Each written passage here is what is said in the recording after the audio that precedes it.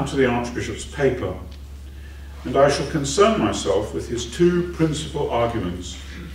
In shorthand, the need for trans-communion recognisability and the need for representational congruity. Don't worry if those sound like gobbledygook. I'll try and explain them. The Archbishop's first key contention is that if Anglicans are to be a communion, they need to set out what are the patterns and convictions that make them recognisable as such, in a form to which the various provinces can sign up. And they need restraints, self-restraint principally, but if need be imposed restraints, to prevent provinces from doing things which would make them unrecognisable to others. There are several difficulties about this way of arguing, one of which I regard as fundamental. One might ask whether the history of the Church bears out such a notion as having operated in the decision-making of churches over issues of considerable importance. And in particular, one might ask whether the history of Anglicanism supports requiring that way of undertaking and then sanctioning developments. Is it the case that provinces have not acted on new ideas until they had consulted with other provinces and taken the teaching of ecumenical partners into account? Is it not rather the case that quite controversial decisions have been taken because they seemed to be right, and it's taken time for it to become clear whether they were legitimate developments or not? But there's a more serious difficulty about the requirement of recognisability, and that is an unavoidable biblical strand, certainly unavoidable to those who take theologians like Bonhoeffer, Stringfellow and Moltmann as seriously as the Archbishop certainly does. That unavoidable biblical strand raises the question, recognisable to whom? In Moltmann's terms, for instance, this question has to do with the church of the least of the brothers and sisters in Matthew 25, where recognisability seems to depend rather little on working in accordance with the procedures of the kind the Archbishop now has in mind. There is no doubt that the decisions and actions of numerous provinces other than the Episcopal Church, the bullying, the threats, the withdrawal of communion, the unilateral invasions of others' territories, have made Anglicanism quite unrecognisable to a significant number of people. And many will think that the suggestion that what threatens recognisability will be something of intensity, substance and extent such that restraint is necessary seems, for all its appearances of theological seriousness, to give far too much weight to those issues that people happen to get worked up about, whether or not their anxiety is justified. There was a time, and it was not that long ago, when divorce and further marriage were thought to be a first-order issue about which we had not the freedom to change our practice. And when we did, it was, whatever arguments were advanced, it was at the point when a sufficient critical mass of members of the General Synod had personal and family experiences which made their previously firm convictions become much more wobbly.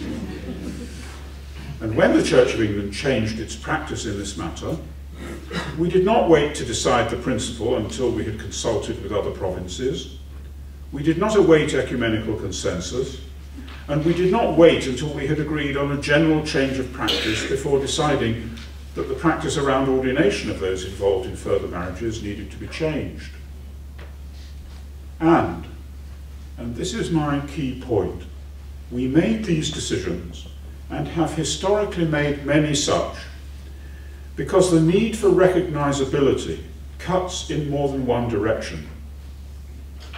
It would be good if Anglican provinces could agree, and it would be good if people did not do things which led other provinces to declare them unrecognisable. But more often, we are in a tension between what will make us recognisable as church to one group and what will make us recognisable as such to another. Specifically, a missionary church will have concerns about its recognisability outside its own boundaries, which it may judge, or some of its members may judge, exceed in importance the need to remain recognisable to fellow Christians.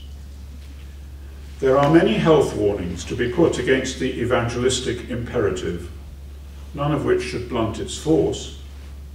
But the most important of these health warnings is that evangelism has nearly always been divisive, as Christians have disagreed, sometimes fundamentally, over whether particular initiatives were in accordance with faith and practice as traditionally received. The greatest difficulty with the American paper I have mentioned lies in the assumptions behind its subtitle, Shared Discernment Recognised by All. The author's all is in fact selected insiders, certainly not the least of the brothers and sisters. It's this same two-edged character that can be seen in the Archbishop's other key requirement, that of congruity of representation.